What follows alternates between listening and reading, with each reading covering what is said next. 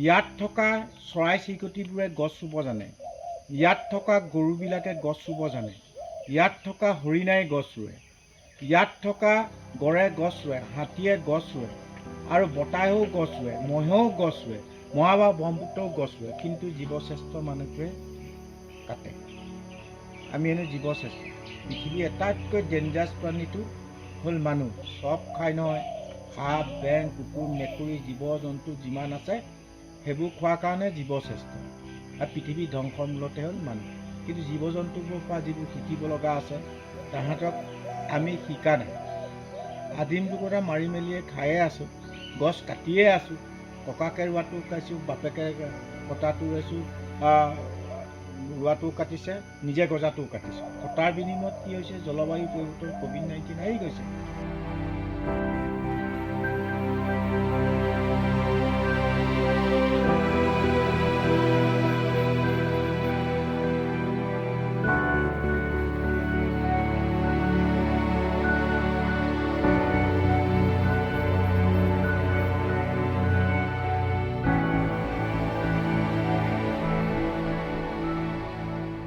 মই 4টা বজাত আহোঁৱেই, মোৰ হাবিত থকাকেইদিন হাবিত ঘূৰা আৰু য'ত প্ৰগ্ৰেমত মাতে, ছাত্ৰ ছাত্ৰীবিলাক ইউনিভাৰ্চিটিবিলাক মাতে, পৃথিৱীৰ বিভিন্ন দেশলৈ মাতে, তাহাঁতক পৃথিৱীক ভাল পাবলৈ শিক্ষা দিয়াটো মোৰ কৰ্তব্য। মানে পৃথিৱীক ভাল পাবলৈ কোনো এখন দেশৰ শিক্ষানীতিত নাই। গছ পুলি ৰুলেই নহ'ব, গছ পুলি ৰুই প্ৰতিপালন কৰি ডাঙৰ দীঘল কৰা, গছৰ গুণাগুণ, গছৰ নাম জানিবলৈ আমাৰ শিক্ষক শিক্ষয়িত্ৰীয়ে নাজানে। ইয়াত পৃথিৱীৰ যিমান বোটানিকেল বাগৰ প্ৰফেচাৰ আহে, বিজ্ঞানীসকল আহে, থিয়ৰিকেল গছৰ নাম জানে, গছটো চিনি নাপায় নহয়। এতিয়া আমাৰ ল'ৰা ছোৱালীক কিমান ভুল কৰিব। এতিয়া ল'ৰা ছোৱালীবোৰ সেইকাৰণে পৃথিৱীৰ 800 কোটি মানুহ, ল'ৰা ছোৱালীবোৰ মোৰে। সিহঁতক পৃথিৱীক ভাল পাবলৈ শিক্ষা দিয়াটো মোৰ কৰ্তব্য, সেইকাৰণে কৰিছোঁ।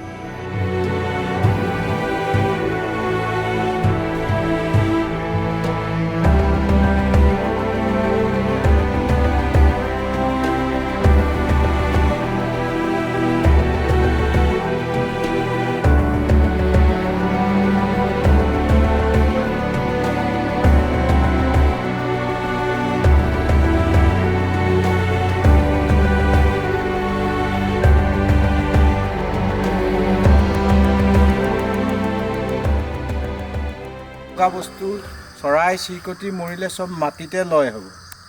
সেইকাৰণে পৃথিৱীক ভাল পাবলৈ শিকিব লাগে। পৃথিৱীক ভাল পোৱাৰ শিক্ষানীতিত পৃথিৱীৰ কোনো এখন দেশত নাই। নথকাৰ ফলত জলবায়ু পৰিৱৰ্তন, COVID-19 এইবোৰ বস্তু মানুহতকৈ আগত জন্ম হয়।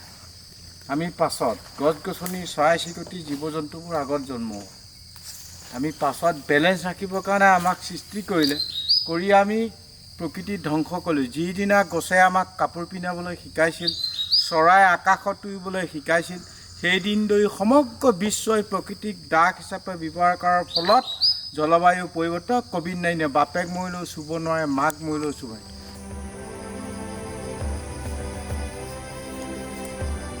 হৈ যাব বৰ বেয়া কৰিলি দেই, গালি আনি। দুই ভাই ককাই একেলগত ডাঙৰ হ'ব। ডাঙৰে হয়নে যিয়ে হয়।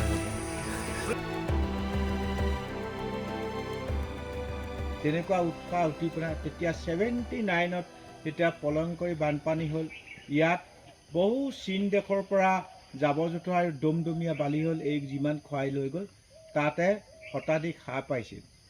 আগত জুন মাহত কি হয়, তাত 12 দিন মানে খৰ মাৰে, জেঠ মাহত। সেই বছৰ 23 খৰ মাৰিছিল, যাৰ বালিৰ উত্তাপত সাপবোৰৰ মৃত্যু হৈছিল। সাপবোৰৰ মৃত্যুৰ বেদনাত এই হাবিখন সৃষ্টি কৰা। তেতিয়া মই উপায়বিহীন হৈ, মাজতে 5 কিলোমিটাৰ আঁতৰত আছে দেউৰী সম্প্ৰদায়ৰ লোকসকল, আইতা ককাহঁতক যে সাপবোৰ মৰিল, সাপ নমৰা কিবা ব্যৱস্থা আছেনে? মোৰ তেতিয়া 14-15 বছৰ বয়স আছিল। তেওঁলোকে কৈছিল বিশ্বৰ আটাইতকৈ ওখ ঘাঁহটো ৰুবলৈ কৈছে। মই তেতিয়া বুজি পোৱা নাই। তেতিয়া তেওঁলোকে বুজাইছিল বিশ্বৰ আটাইতকৈ ওখ ঘাঁহটো হ'ল বাঁহ। বাঁহ ৰুলে ছাঁ হ'ব, ছাঁ হ'লে সাপ নপৰিব, আৰু তই গছপুলি ৰুই থাক। তেওঁলোকে 50টা বাঁহৰ মূৰা 25টা বাঁহ দিছিল। 50টা মাটি কলহ কিনি আনি ফুটা কৰি 5 দিনৰ মূৰে মূৰে পানী দি বাঁহ লহপহকৈ যিবোৰ গুটি আহিছিল সেইবোৰ গজালি আহিল। সেই গছ পুলি ৰুওঁতে 30 বছৰত 5.5 হেক্টৰ গ্ৰীণ হৈ গ'ল। এইটো মানে 40 বছৰ হ'ল।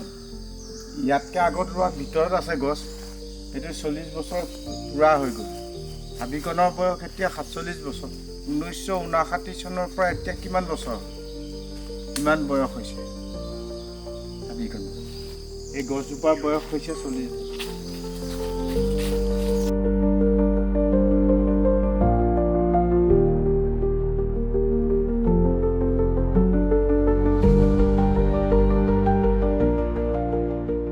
যিমান দিন থাকিম জীৱিত অৱস্থালৈ, এতিয়া 67 বছৰৰ বয়স হ'ল।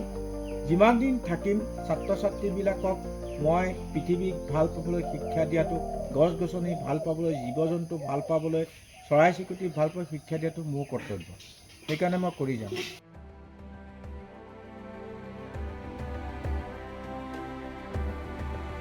এতিয়া দেখা পোৱা যায় সেই সময়ৰ ধৰ্মগুৰুসকলৰ চাৰ্টিফিকেট নাছিল। শংকৰদেৱে হওক, মাধৱদেৱে হওক, বুদ্ধদেৱে হওক, যীশুখ্ৰীষ্টই হওক, আৰু এইটো আপোনাৰ বুদ্ধদেৱক তেওঁলোকৰ চাৰ্টিফিকেট নাই। তেওঁলোকে মানৱ সম্পদ কৰিবলৈ জ্ঞানৰ যিটো বিকাশ, সেইটোকে লৈ তেওঁলোকে বিশ্ববাসীক আঁকোৱালি লৈছিল।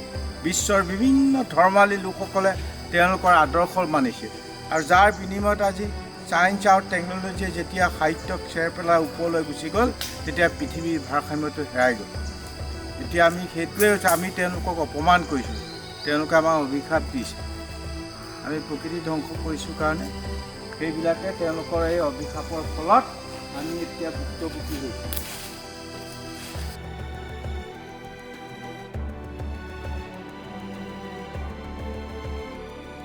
এতিয়া মেছেজটো এইটোৱে, পৃথিৱীৰ ভাৰসাম্য হেৰাই গৈছে। পৃথিৱীক আকৌ ঘূৰাই আনিবলৈ হ'লে সমগ্ৰ বিশ্বৰ 800 কোটি মানুহে নিজৰ জন্মতিত এজোপাকৈ গছপুলি ৰুৱক আৰু সেইখিনি প্ৰতিপালন কৰি ডাঙৰ দীঘল কৰক। আৰু বিশেষকৈ নতুন প্ৰজন্মৰ ওপৰত বেছি মেছেজ, তেওঁলোকৰ আগত জন্মতিত কি কৈছিল, কেক কালি, কেকৰ বলি এজোপা গছপুলি ৰুব লাগিব। গছপুলিটো ৰুই প্ৰতিপালন কৰি ডাঙৰ দীঘল কৰা, গছৰ গুণাগুণ, গছৰ নাম, আৰু যিমানবোৰ বন্ধু বান্ধৱী মাতিব, এজোপাকৈ গছ পুলি দিলে সেইখিনি যদি প্ৰতিপালন কৰি ডাঙৰ দীঘল কৰে, গ্ৰীণ ইণ্ডিয়াৰ, গ্ৰীণ আছাম সোনকালে হৈ যাব, গ্ৰীণ ৱৰ্ল্ড সোনকালে হ'ব। সেইকাৰণে এটাই কথা পৃথিৱীৰ 800 কোটি মানুহলৈ মেছেজটো, প্ৰকৃতিক ভাল পাবলৈ শিকক, সকলো সমস্যা দূৰ হৈ যায়।